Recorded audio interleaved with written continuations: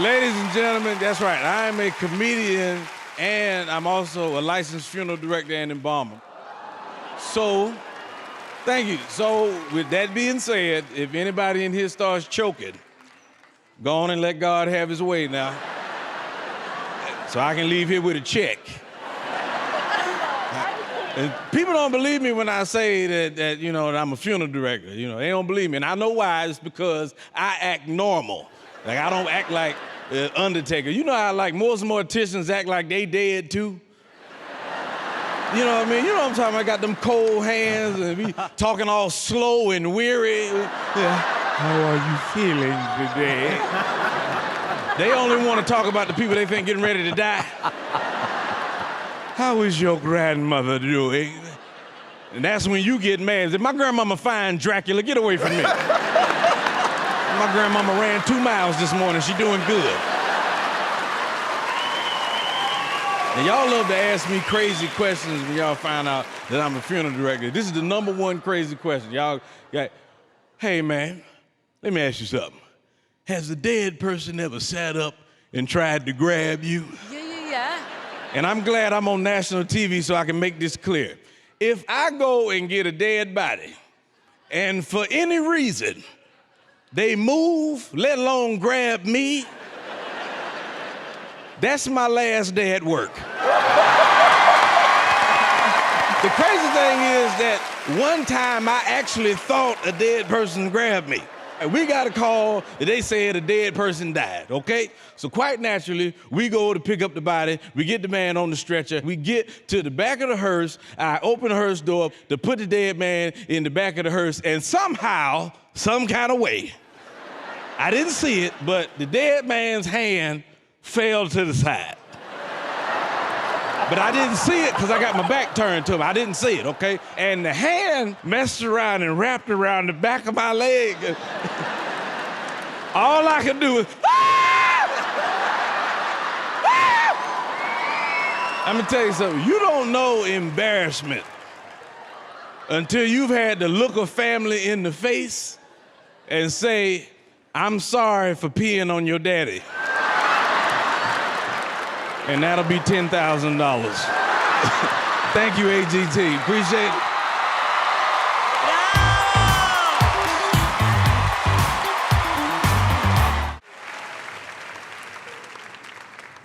I actually just turned 27. I celebrated my birthday a couple weeks ago. Yeah, it's weird turning 27 because I feel like I'm getting older, but my face isn't. Yeah, it's strange. Like, it's tough having a baby face. Because, like, all I wanted to do for my birthday was to celebrate by getting a nice bottle of wine, like an adult. But when I went to the store, I picked out the bottle I wanted, I went to the counter, I put it on the counter, as you do for purchases, right? And the lady looked at me, she looked at the bottle, she looked back at me, and she went, ha! No! That was it. That was the whole transaction. That's not protocol. You don't just get to go, no! Right? I was upset. I wasn't mad that she thought I was underage. I get it. I look 17 at best. I wasn't mad she thought I was young. But I was upset that she thought an underage person would be buying wine. Right? Like, I don't understand. In what world do you live in, Rebecca, where some 17-year-old dude is showing up to this house party like, y'all not gonna believe this. I got Pinot Grigio! Yeah, got that Grigio! Let's do shots of Chardonnay. Let's start a book club!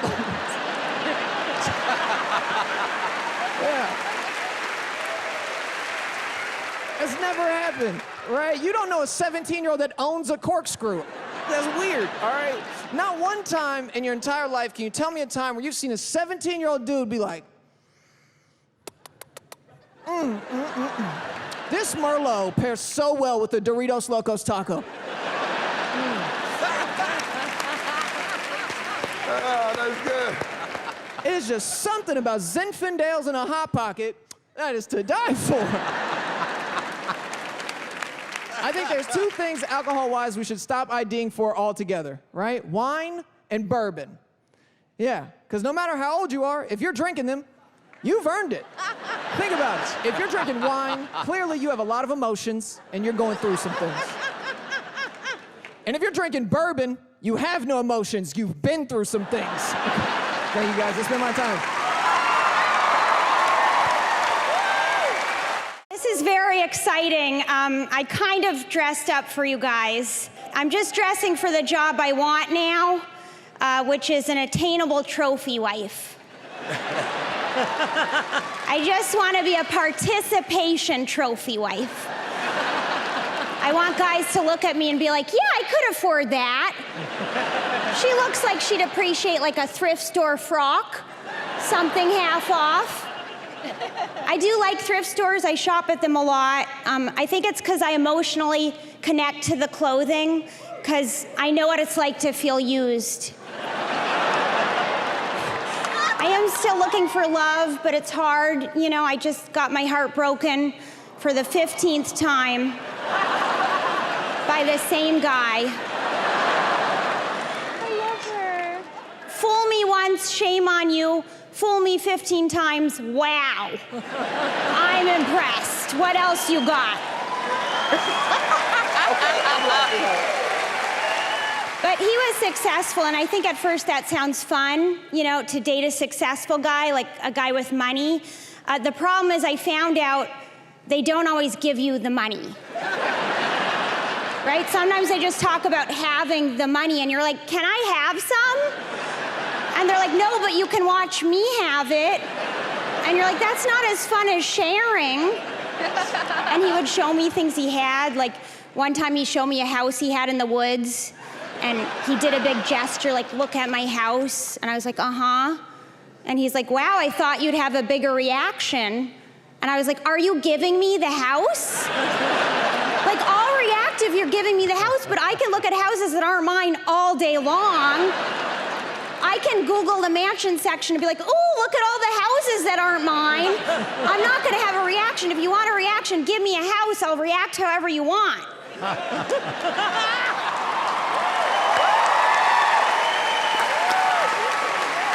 Then he'd vent about his problems. He'd be like, I don't know if I should vacation in Paris or Rome this summer.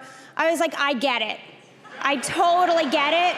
Because sometimes I'm like, should I cry in my car or my studio apartment tonight? Like, where should I cry? Wow. Enjoy Rome. Oh my God. I also found out I'm sapiosexual, which means I like smart men. So I'll probably die alone.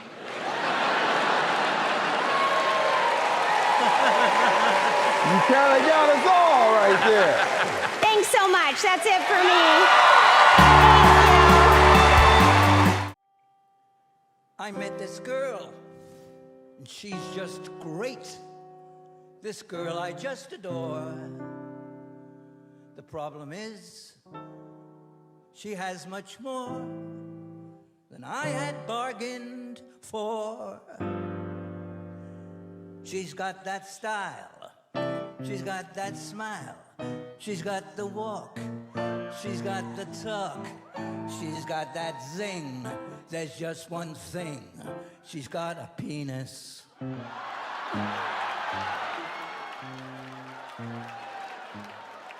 She's got that flair, knows what to wear. She's got that face, that girlish grace. She's got pizzazz, too bad she has a penis.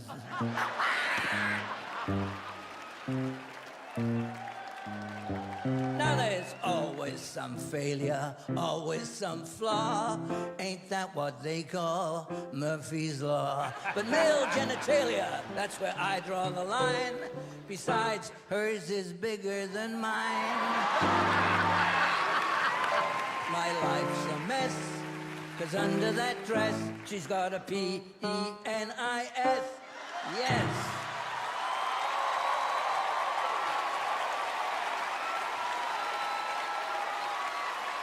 Thank you very much. So I turned 80 a few months ago, and people are saying the weirdest things to me, like, oh, you're 80? You're almost dead. Are you afraid? I'm like, no, I'm not afraid. My mother made it to 101. And if you want to know the family secret, we don't die. No, we keep shrinking till we just disappear. So I went to visit my mother in the nursing home. You know the problem when you go to a nursing home and you look like me? Yeah, they wouldn't let me out. The only reason I'm here tonight is I had to get a night pass from the front desk. The first thing I found out when I get old is that young people hate old people. Oh, Is that right? No. Really? Did you ever drive behind an old person? Yes. Does this look familiar? Yes. Yeah. The worst thing I'm experiencing now at 80 is that my hearing has gotten awful. I'm talking to this woman the other day, and she tells me she has a peanut allergy. Right, I misheard the word. I said, what happens? She said, I start choking and gagging.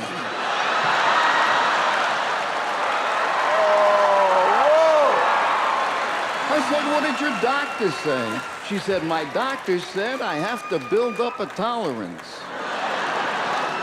So naturally I said, well, then I'm your man. Thank you. Thank you so much. Wow. Thanks. Any parents out here? Love being a parent. Certain things about being a parent I don't like. Like, I'm not the homework dad. You ever get your child's homework and just stare at it and make faces because you don't know it?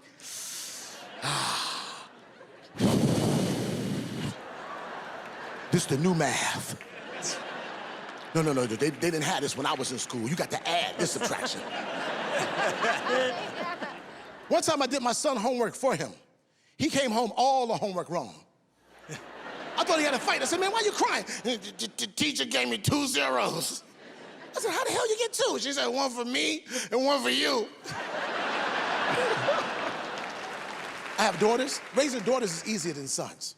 My daughter go to school looking one way, come home looking better. But you ever pick your son up from school? You can't even identify your son. How the hell you get a hole right here?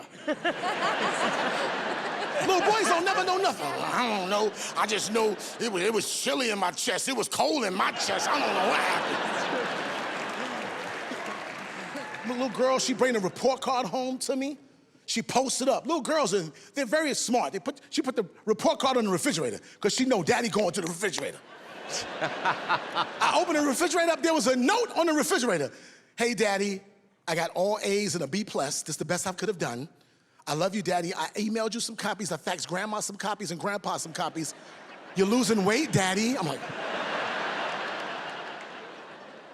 little boys don't never bring the report card home. They ain't give them out yet.